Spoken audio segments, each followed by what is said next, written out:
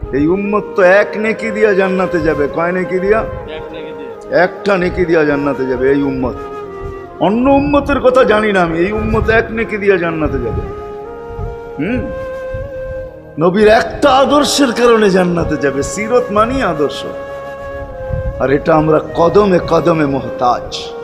কেননা এই ছোট জীবনটা যদি গ্রহণযোগ্যতা পর্যন্ত পৌঁছাইতে হয় আল্লাহর কাছে, চাই নারী হই, চাই যুবক হই, চাই বৃদ্ধ হই, যেই মানুষই হই না কেন, যেখানেরই হই না কেন, যেই বাসারই হই না কেন, যেই বর্ণেরই হই না কেন, যেই পেশারই হই না কেন, যেই সোসাইটিরই হই না কেন, এই জীবনটাকে যদি গ্রহণযোগ্যতা পর্যন্ত পৌঁছাইতে হয় কার কাছে? দুনিয়া আলাদের কাছে না, মালিকের কাছে, যিনি এক ফোঁটা পানির থেকে অস্তিত্ব দিছেন, যার কাছে আবার আমাদেরকে ফিরা যেতে হবে।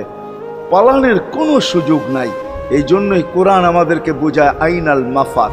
আল্লাহ বলতেছে কোথায় ভাগবে তুমি, বলো কোথায় ভাগবে? কবির কথাই সত্য, যদিও নাকি পালাও তুমি আকাশেতে লাগিয়ে সিঁড়ি লাগাও যদি আকাশে চলে যাও, তো আল্লাহ বলে তোমার বাগার কোনো সুযোগ নাই।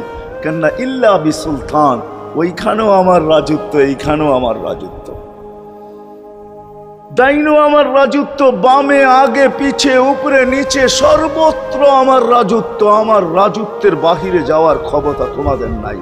দ্বিতীয় কথা এটো, আইনা আনা মাআকুম আইনা মা কুনতুম, যেখানে যাবে ওইখানে আমি সঙ্গে থাকব। আমাকে দূর করতে পারবে না।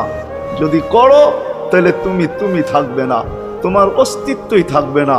কেন আমাদের ভিতরে আল্লাহ নাই বটে, কিন্তু আল্লাহর একটা পাওয়ার আছে যেটাকে রূহ বলে।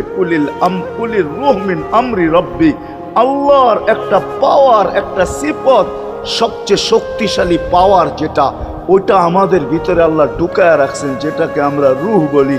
কোরআনের ভাষায় রূহ বলে, বাংলা ভাষায় আত্মা বলে। যেটাকে আমরা আত্মা বলি ওটা আল্লাহর হুকুম ছাড়া কিছু না। আল্লাহ বলে ওটা মনে করে নাও আমি তোমার ভিতরে আছি, কেন এটা আমারই জিনিস। কুলির রূহ মিন আমরি রব্বি, আমাকে পৃথক করলে আর তুমি থাকবে না।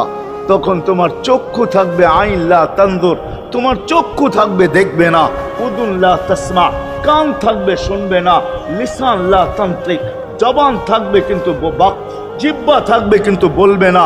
আকলুন লা তুমাইয়িজ, তোমার মগজ থাকবে ভালো মন্দ বুঝবে না। কলব লা তাতাফাক্কার, দিল থাকবে কিন্তু চিন্তা করার ক্ষমতা তোমার থাকবে না। ইয়াত লা তাফতিশ, হাত থাকবে ধরবে না। রিজল লা তামশি, পাও থাকবে চলবে না। তুমি হবে লাশ।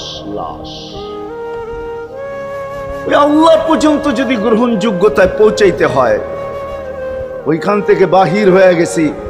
ভালো তো বাসি, কিন্তু আগেরটুকু জানি না। ও মেরে দোস্ত, শুধু ভালোবাসলে চলবে না। আবু তালেবের চেয়ে বড় ভালোবাসা আপনার আমার ছিল না। সাহাবাদের মতো ভালোবাসা আপনার আর আমার নাই। আছে নাকি? হ্যাঁ, আবু তালেবের মতো ভালোবাসা ছিল। চলেন শর্ট করি, আবু তালেবকে নিজের হাতে আল্লাহ রসুল কবরে রাখছেন।